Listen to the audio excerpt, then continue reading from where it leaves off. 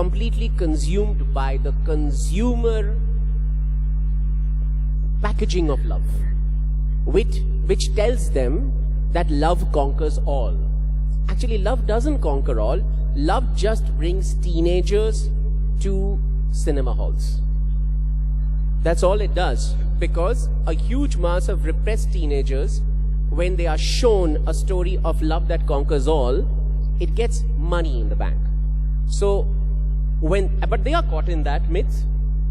And when it conflicts with a very real reality of them being from two different castes, I don't know what's the situation of caste in Pakistan, but here again, the principal difference, the fundamental difference between castes is that the higher caste uses the lower caste as an economic resource.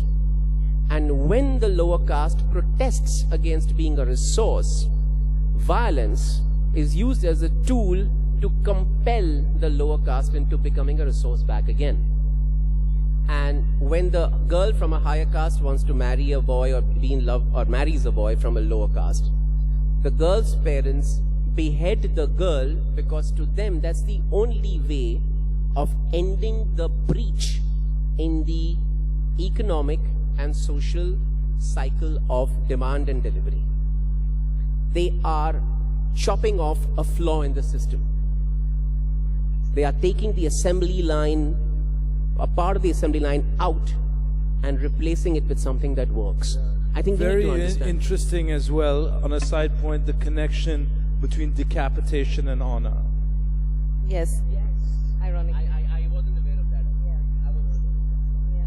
Yeah. And any thoughts on the first scene that we were talking about, the Prasenjit and Kalki scene that we were talking about quickly before I put the question to Hanif? That's a kind of a ulta violence, because Kalki's character is first of all half Firang, therefore she's got a fairer skin than the usual Indian girl, and that becomes an object of fascination. And she's out there answering for the crimes of her father in front of two cops who come from a so-called lower class than hers. So when they are looking and sizing her up all over and kind of browbeating her and pushing her, it's the revenge. It's a revenge of somebody from a disenfranchised class getting back at the elite. So that's what happens. And when she comes back in, and this is where I told you that I don't know whether that scene is good or bad, because looking at my own film, I always want to redo them all over again. I think it's a scene which inherently is on a male gaze. I've got Kalki standing there, washing her hands on a wash basin in a vest. Okay? Yeah. And I've got Prosenjit there who's writing. And he's looking at her. And then Prosenjit goes and tells her, don't become a victim. So, the girl is the victim, the man is the savior, and the girl reacts by going for a kiss, and the man at first is taken aback, but then it all dissolves in things. So I really think there is something about this Svengali male gaze in that scene. I think so. I was just going to say, it's not just the male gaze, it's the Bengali male gaze. From the way you were narrating the scene now. It's the Punjabi male gaze too, believe me. Oh no, I didn't say Bengali. I said Svengali. Okay, it's Svengali. what I meant. Yeah. I mean, कि भैया हम तुम्हारा उद्धार कर रहे हैं, आओ. You know, by having sex with you, I'm kind of giving you succor. You know, so Maybe Prasenjit just made that into Bengali male gaze. While I take a break from my Hanif, I was going to ask you something. If you're still with us, can you hear me? Yeah. Okay. Yes, I can. Coming back to Alice Bhatti for a minute, one of the motivations for Teddy for what he does is a kind of jealous love. He feels a sort of insecurity, a jealousy where Alice is concerned. I was wondering if you think that, we often think that romantic love cannot be without a degree of possessiveness. I was wondering if you think that the line between violence felt and violence acted out is oftentimes determined by the cultural attitudes to women in the particular society that the story is set in or taking place in. No, I was just listening to what the Barker was saying about that scene that you had asked him in Shanghai. Yeah. And I think that kind of explains it brilliantly. I don't really know when one sort of does a scene like that or writes something like that. One is kind of, setting out to portray everything, sort of that's right or wrong with the society. One is just trying to go from one page to another, or in film case, like, from one scene to another, and having kind of, some sense of a plot, having kind of some sense of honesty to your characters. And as the Barker was portraying that scene, suddenly it kind of came back to me, because I've seen the film. The man is sitting in the kitchen writing, right? And this girl is kind of, standing doing something. She's making chai, actually. She's making, yeah. So basically, see why I said Bengali? Basically, he needs a break from writing, because we don't really know what he's writing, right? But he definitely, like every writer, he needs a distraction. He needs to kind of do something else so that he can get back to his writing. And what that is a moment of, like, sort of barging into somebody's life, and then, basically running back to your desk and trying to kind of, keep whatever he's writing going, getting to the next page, getting to the next scene. So yeah, I think you were asking about possessiveness, right? I was, yes.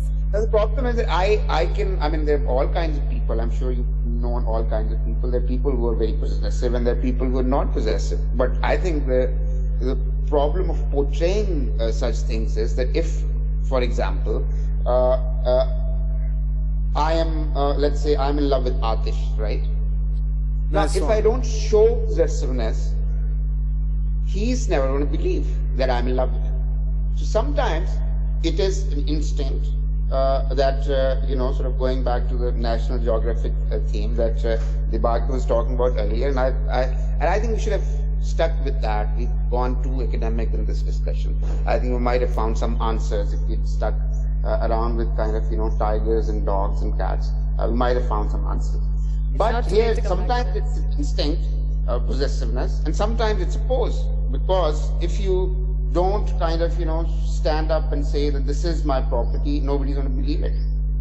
So I think it's as much an acquired kind of thing as it is instinctive. And there is like a whole kind of, sort of array of saying it, that you are mine and you belong to me. And all kinds of languages, in all kinds of poetic and beautiful ways, and sometimes kind of, sort of in very banal ways. So no, I don't think it's necessary that it has to be the love always wants to possess. It doesn't. Again, maybe this is something that we've learned from songs and films and books. Yeah, it's actually interesting because that's you were talking about violence as a ritual in sex, and what he's essentially saying is possessiveness as a ritual of love. As he was saying, the Barker was saying, because he was talking about lions and tigers, and when they kind of make love, they growl and they do this. I mean, how do we know that they're not posing? I mean, they're posing all the time. If you live with animals, half the things that they do is basically they are just posing. A growl is a pose. It can be, sort of in a love situation. It can be like, when we get threatened by an external force. That you're actually not in the mood to fight. I mean, most of the time, animals don't fight. They just growl and pose and look at each other. Yeah. They don't fight. Yeah. I mean, I think you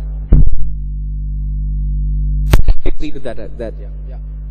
Yeah. But so, there's one thing I want to counter, because to bring the, just to sort of, bring the context back from the tigers and cats to human beings, what changes in human beings is, what I think, is that the more elite you are, the more secure you are materially and emotionally, you have the luxury to be non-possessive.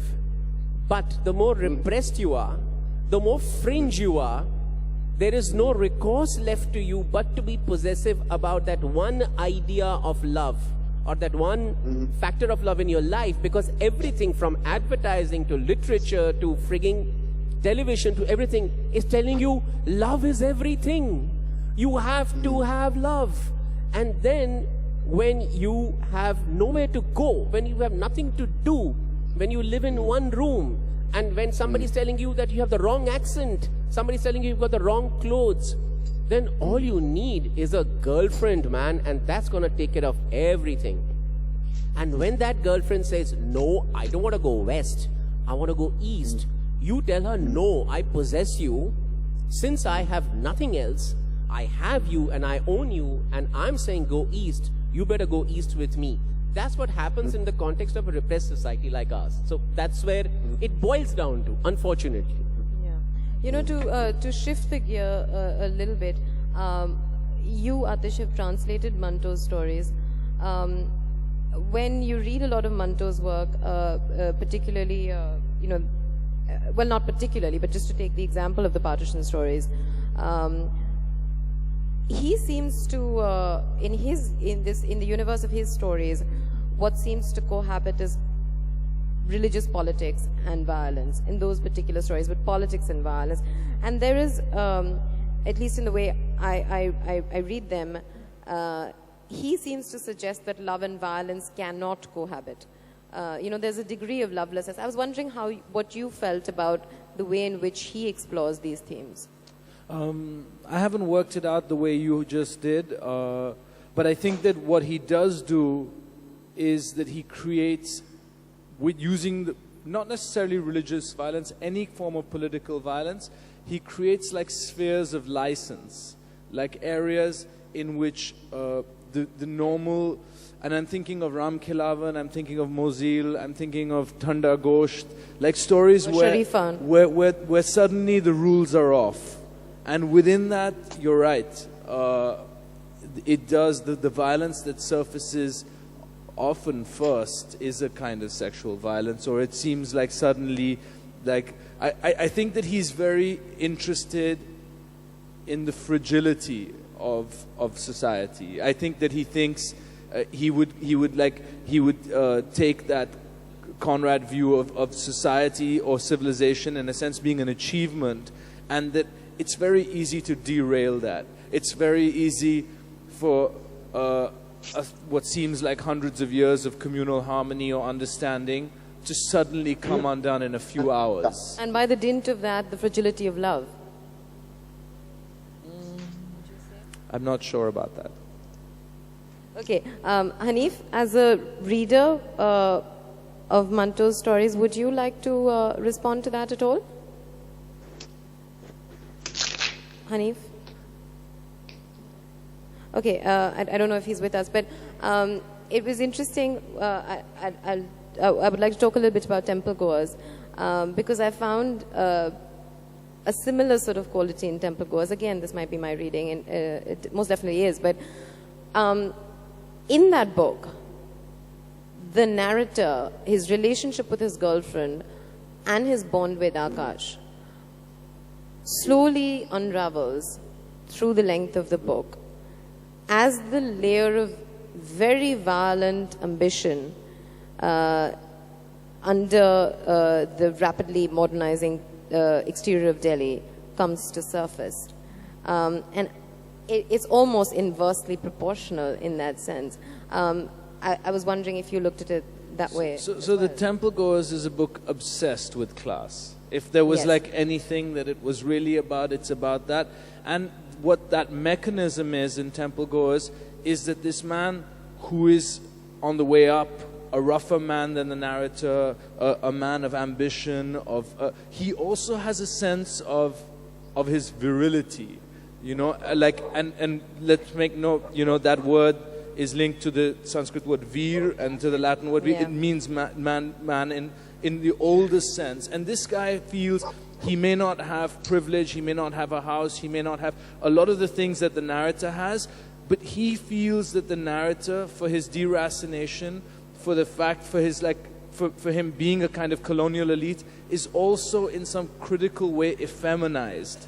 And he uses that power. It's a power of sexual intimidation, a power of feeling that the world at some point is going to be mine.